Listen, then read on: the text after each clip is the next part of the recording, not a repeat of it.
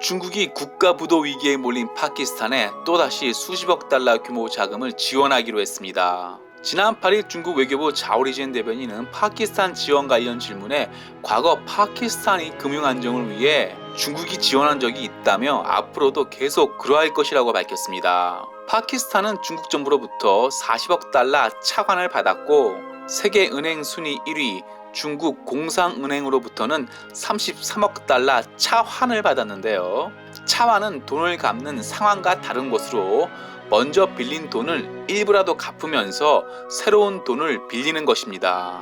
파키스탄은 중국에서 차환을 받는 것으로도 부족했는지 중국과 통화수화부도 기존 30억 위안에서 40억 위안으로 늘리기로 했습니다. 한마디로 중국은 파키스탄이 원하는 대로 계속 돈을 빌려주고 있는 상황입니다. 그럼 중국은 왜 이렇게 파키스탄에 돈을 계속 빌려주는 걸까요? 이유는 중국은 이미 파키스탄에 천문학적 돈을 투자했기에 돈을 뜯기지 않으려 계속 돈을 빌려주는 것입니다. 파키스탄은 현재 중국에 약 230억 달러 규모의 빚을 진 것으로 추산되는데요. 이는 고속철도 같은 수익성이 낮은 중국 파키스탄 경제회랑 프로젝트를 무리하게 벌이다가 천문학적인 빚을 진 것입니다.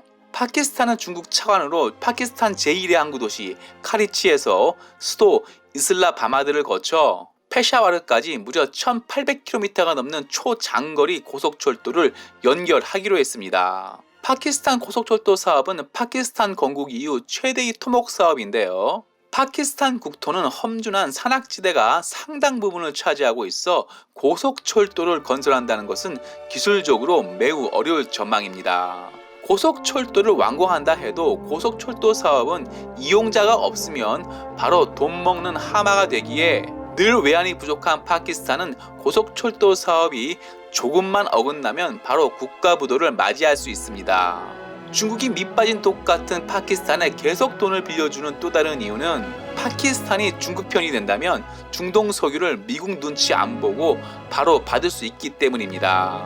중국은 말라카 해협을 지키고 있는 미국을 피해 파키스탄 과다르항에서 신장 남서부 카슈가르까지 무려 2000km가 넘는 아주 긴 소유관을 설치하고 있는데요. 이 소유관이 연결된다면 중국은 꼭 필요한 중동 석유를 파키스탄을 거쳐 바로 육상으로 받을 수 있기에 파키스탄에 계속 돈을 빌려주는 것입니다. 중국은 파키스탄을 통해 중동 석유를 받지 못하면 인도양을 거쳐 미국이 잡고 있는 말라카 해협을 통과해서 석유를 받아야 해 중국은 전 세계 해안길을 잡고 있는 미국 소나기에서 벗어날 수 없습니다. 중국이 파키스탄에 빌려준 천문학적 돈은 상환받을 수 있을까요? 파키스탄은 아르헨티나와 더불어 IMF 단골 손님으로 파키스탄에 빌려준 돈은 상환받기 힘들 것입니다. 중국은 미국 소나기에서 벗어나려 국경을 마주한 파키스탄에 계속 돈을 빌려주고 있지만 돈은 돌려받지 못할 것이고 종교를 인정하지 않는 공산주의 중국과